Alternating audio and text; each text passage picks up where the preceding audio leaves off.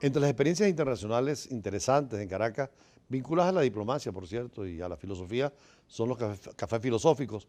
Yo recuerdo que en París, ahí en la Plaza de la Bastilla, muchos diplomáticos van los domingos y además intelectuales, profesores, jóvenes sobre todo a discutir de filosofía. Y aquí esa idea la concretó Nicole Richmond en un café muy francés, pero donde invita siempre gente de alto nivel. Por cierto, este domingo tiene a Jonas Spurga, que es uno de los intelectuales venezolanos que más ha difundido precisamente en su programa de radio el tema de la filosofía y la ciencia política. ¿En qué consiste este domingo el encuentro?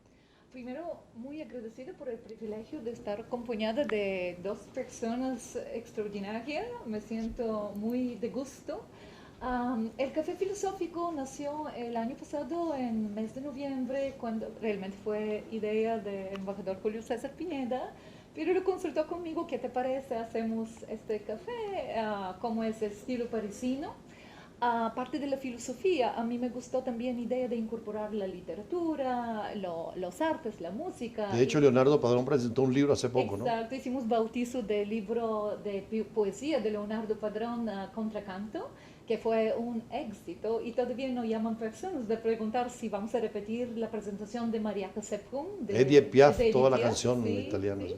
Y Y sobre, sí, estamos y este preparando. domingo, ¿a quién tienes entonces? Este domingo tenemos John Aispuro de nuevo apoyándonos con el tema de Sócrates. Tuvimos una previa experiencia con Platón y Aristóteles, y tengo que felicitar al invitado porque tenemos ya todo ocupado full. De hecho, tenemos lista de espera. Estamos tratando de acomodar las personas que están en lista de espera para que podamos acomodar todos los interesados.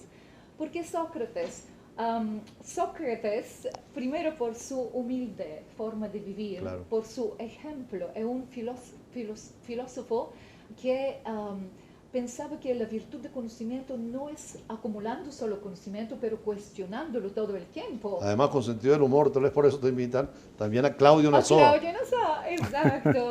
Tenemos un grupo bien bueno, entonces yo creo que será un conversatorio, una tertulia muy Sí, agradable. porque precisamente cuando hablan de Sócrates y de los filósofos, sobre todo eh, postsocráticos y presocráticos, en el caso de Sócrates es plena crisis de Atenas y donde la democracia necesitaba fortalecerse frente a los charlatanes y frente a la que lo negaban, ¿no? Creo que ese es el marco de referencia, Sócrates y la democracia, ¿no? Sí, en líneas generales es así, Julio. Muy agradecido por la invitación. Un gusto aceptar esta invitación de Nicole para nuevamente conversar allí en el Café Richmond, Café Filosófico. La idea central es esta: Sócrates es un divisor de aguas Sí, sí. en la historia del pensamiento filosófico y general, porque como tú lo dices, se habla de periodo presocrático y posterior a él, porque los primeros filósofos se preocuparon por el universo, por el cosmos, por la fisis, por el mundo externo al hombre. Fue Sócrates el que reclamó que al conocedor del universo le era necesario conocerse a sí mismo. La famosa frase, ¿no? De allí esa Nocete frase, ipsum en latín. exactamente, de allí esa Conócete. frase que no es de él, porque él la encuentra en el frontispicio del templo de Delfos. Claro. Y él la toma como sustento de su filosofía. Claro. Y Sócrates formula, primero hay un elemento de probidad, de honradez, de valor ético fundamental en su vida y en coherencia con su pensamiento. Y en su pensamiento, aún Aristóteles, alumno de Platón, a su vez alumno de Sócrates, Aristóteles, décadas después, señalaba que se le debía mucho a Sócrates, aun cuando Aristóteles tomó otra dirección del pensamiento. La idea central de Sócrates es que hay el valor de la ética, el valor de la moral y el valor del saber y del conocimiento. Y eso es aplicable a la política, a la ciudad, Evidentemente. a la polis donde nace la política. Exacto. En Grecia, ¿no? Y él llegó a establecer el concepto de que aquellos que actúan mal, en definitiva, no lo hacen porque tengan la voluntad de actuar de ese modo, sino por ignorancia.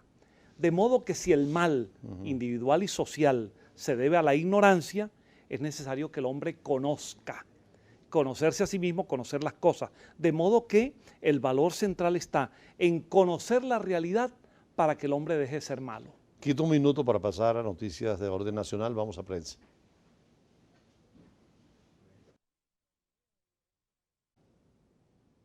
Bueno, Jonas Spurua me decía que es Sócrates y la democracia el tema del Café de los Filósofos el próximo domingo. Sí, porque recordemos que Sócrates vivió los 70 años finales del siglo V antes de Cristo.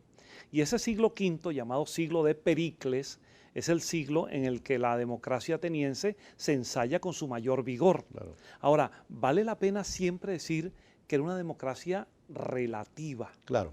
Porque en una ciudad-estado como Atenas, que era la mayor de las ciudades-estados de Grecia, podía haber 200.000 o quizás 300.000 personas. Era una gran ciudad para la época. Pero de esos 300.000 ciudadanos, solo un 10% tenía acceso a los derechos políticos. Porque ni las mujeres, ni los esclavos, ni los extranjeros podían ni votar ni tener derechos ante la ley. De modo que solo hombres atenienses y en determinadas condiciones. Sin embargo, Julio y Nicole fue un gran experimento democrático que se logró en su vida en personal, Grecia. el testimonio de aceptar su propia muerte con aquel estoicismo. Sí, que mucha gente no lo entiende, porque a Sócrates lo condenan por dos motivos fútiles. Subversivos para ellos. Primero, la impiedad. No aceptaba a los dioses, pero es que el pluralismo en los dioses griegos no determinaba una norma específica, era un motivo superficial. Y el otro era acusado de corromper a los jóvenes. Probablemente allí el fondo político, porque muchos jóvenes se acercaban a él y despreciaban a la vieja clase política, la del tribunal, la de la asamblea de los 500, todo eso. Y Sócrates, y mucha gente se pregunta por qué, él acepta la condena sabiendo que era injusta, pero lo hace porque él dice que en todo caso se debe respetar la ley. Y él ni aceptó que le disminuyeran la pena, ni aceptó huir, sino que dijo, la voy a tomar. El propio Platón quería con otros alumnos sacarlo. Sí, claro, pero él coherente con su modo fijo, ético, de que la ley tenía que acatarse en una sociedad, él prefirió cumplir un castigo con su propia vida. Algunos plantean de que con Sócrates se divide la filosofía en dos ramas, sobre todo con Platón y Aristóteles, hacia el realismo o hacia el idealismo, hacia el materialismo o hacia el pragmatismo también, ¿no? Claro, con Sócrates tenemos un problema que como no escribió nada, no dejó escrito nada, lo que sabemos de él es por fuentes muy diversas y fundamentalmente por Platón. Cuando uno lee los diálogos de Platón, en que el personaje, el interlocutor es Sócrates, uno se pregunta si quien está diciendo eso es Platón o es Sócrates. Y hay la opinión de que había una base socrática en el pensamiento de Platón, pero Platón desarrolló sus propias ideas más inspiradas por Pitágoras y por el orfismo. De modo que Sócrates es para Platón un recurso, mas no se puede confundir su pensamiento totalmente con el de Platón. El hecho es que con Sócrates y más con Platón, la filosofía se divide en la visión idealista y luego Aristóteles la presenta en el plano del realismo. De eso hablaremos el domingo, por cierto. ¿Qué otras actividades para terminar el minuto final? Sí, tenemos otra actividad donde de nuevo contamos con la presencia de Jonas Spurua. Es un evento de caridad. Richmond siempre ha tratado de apoyar en ese sentido la sociedad, muchas veces en la parte educativa, pero esta vez en la parte de salud mental. Vamos a hacer con la Cámara de Comercio Británico-Venezolana y CATEFAM, la Fundación de Apoyo de Esquizofrénicos y sus Familiares, una cata de té o un ritual de té inglés donde vamos a recaudar fondos para apoyar a esta fundación.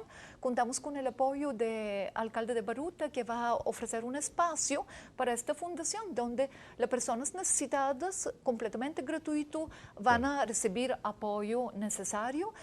Estoy muy orgullosa que Richmond va a presentar su espacio para este recaudo de fondos y vamos nosotros a orgullosos de apoyarte. Bueno, merci beaucoup, como dicen los franceses, ¿no, Nicole? Gracias por este encuentro. De todas maneras, recordemos que es parte de la actividad cultural de Caracas, la filosofía es fundamental, es la razón última de todas las cosas y Jonas Spurua pues es un gran representante de esta línea. Vamos a un corte y venimos con más de Brújula Internacional.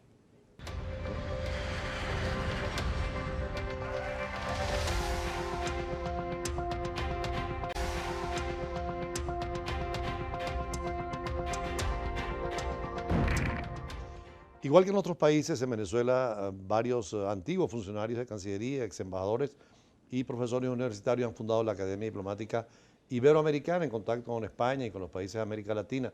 Precisamente hoy invitamos a uno de los alumnos de la Academia Diplomática, Dylan Pereira, quien al margen de sus estudios que está terminando secundaria, también sigue estos cursos de la Academia Diplomática. Por cierto, tiene un foro este fin de semana y el próximo sobre geopolítica de las religiones. Muy buenas tardes, embajador. Agradecido por la entrevista a Brújula Internacional y a Globovisión. Por supuesto, nosotros somos un grupo de jóvenes que organizamos a través de la Academia Diplomática Iberoamericana diversos foros donde debatimos ideas internacionales. Este fin de semana y el próximo hay un curso sobre geopolítica de las religiones, donde trataremos las principales religiones monoteístas del mundo. ¿Por qué geopolítica de las religiones? La religión y el Estado, aunque hay muchos estados que son laicos, ha tenido un papel determinante en la historia de la humanidad. El catolicismo y el Islam, sobre todo, tiene una vertiente política muy importante, como es el caso de los sunitas y chiitas. En el caso del Islam, los sunitas representados principalmente por Arabia Saudita y los chiitas por Irán, los antiguos persas. Obviamente la trascendencia de la religión en la política internacional es fundamental.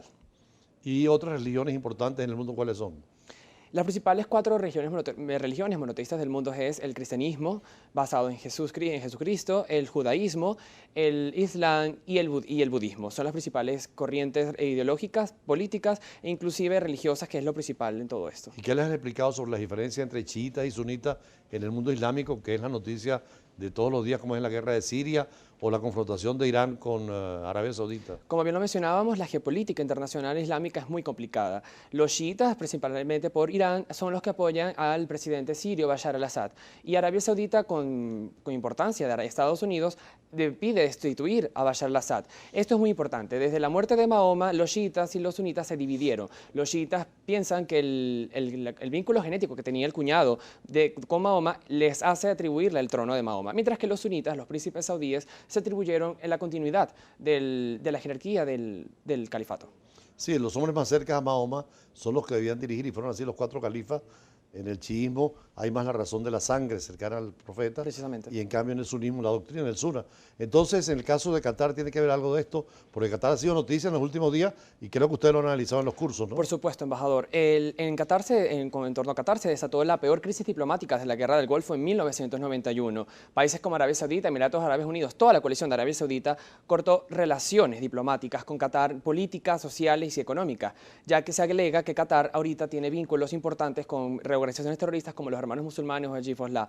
Esto es una diatriba política muy complicada en este momento en Medio Oriente, donde Qatar obviamente tendrá una trascendencia importante por su poderío económico y sobre todo en los gasoductos y oleoductos que tiene la zona que pasan por Irán e Irak.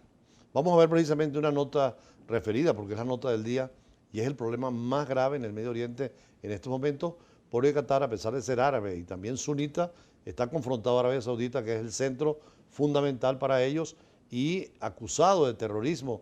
Dentro de la lista de países que rompieron relaciones, naturalmente están varios acusándolo de terrorismo y son árabes musulmanes, sobre todo muy importantes, como son Egipto y Arabia Saudita. Veamos la nota. La lista contiene al menos 2 nombres considerados internacionalmente como respaldos financieros del terrorismo y contra los cuales, según el último informe del Departamento de Estado norteamericano, Qatar ya ha actuado. Se trata de Saad al-Kabi y Abd al-Latif al-Kawari, mencionados entre las decenas de individuos y entidades señalados por Arabia Saudita y sus 3 aliados. Se pudo conocer que los 4 países prometen no ser indulgentes a la hora de perseguir a esos individuos o agrupaciones quienes responden a una agenda sospechosa que pone en evidencia la dualidad de las políticas de Qatar. Por otra parte, Egipto solicitó a la Organización de las Naciones Unidas que investigue un rescate que Qatar habría pagado a un grupo terrorista ligado al grupo Estado Islámico con el objetivo de liberar a miembros de su familia real secuestrados en Irak. Dayana Ferreira, Globovisión. ¿Qué opinas sobre esta situación? Sobre todo, ¿tiene influencia o importancia para Venezuela un problema entre Arabia Saudita y Qatar? Por supuesto, Venezuela, al ser país petrolero, tiene un papel fundamental en la geopolítica petrolera mundial. Recordemos que los precios del petróleo suelen subir cuando hay diatribas en los países productores. De hecho, con la guerra del Yom Kippur fue la primera guerra que desató un aumento, un alza inesperada en los precios del petróleo. Venezuela también como un productor importante y Qatar también con una gran importancia en la producción petrolera y de gas, que eso tiene una correlación para todo el mundo petrolero. Pero claro, no son las últimas noticias o las únicas. Ustedes ven otros problemas mundiales en la geopolítica, les enseñan estos profesores en materia internacional. Por ejemplo, ¿qué decir de las elecciones en Gran Bretaña? Porque decíamos que ganaron los conservadores, pero no tienen la mayoría Absoluta. para poder actuar libremente como lo hacía David Cameron, ahora Theresa May, ¿no? Por supuesto, cuando el 8 de abril Theresa May anunciaba las elecciones generales anticipadas, primero que nada trataba de darle un carácter democrático y una legitimidad de hecho a las acciones que va a emprender el gobierno británico sobre el Brexit y las demás relaciones de Reino Unido.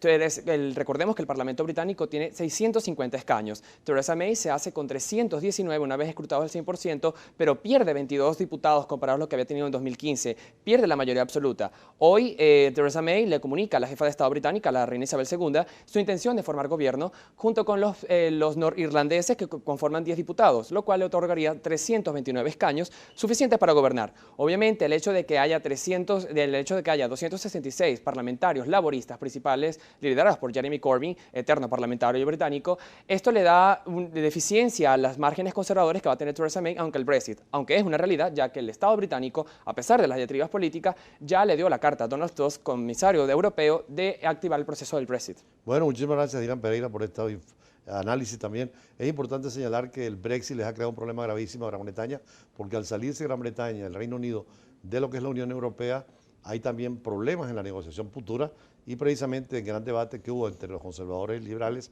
laboristas, es esa pertenencia futura y las relaciones con la Unión Europea. Y como decía el joven bachiller, analista político de la Academia Diplomática, lo importante es ahora que en Europa se fortalezca la Unión Europea y que ella haga gobierno con la minoría de Irlanda del Norte, con lo cual garantiza estabilidad, que Europa la tiene porque la democracia allí es muy fuerte y sólida, hay absoluta transparencia electoral y los militares no impiden nada, sino que son separación de poderes y con conocimiento pleno de la ciudadanía de lo que está pasando. Vamos a un corte y venimos con otras notas siempre en el escenario internacional, especialmente en relación con la OIT y todo lo que se plantea en estos momentos.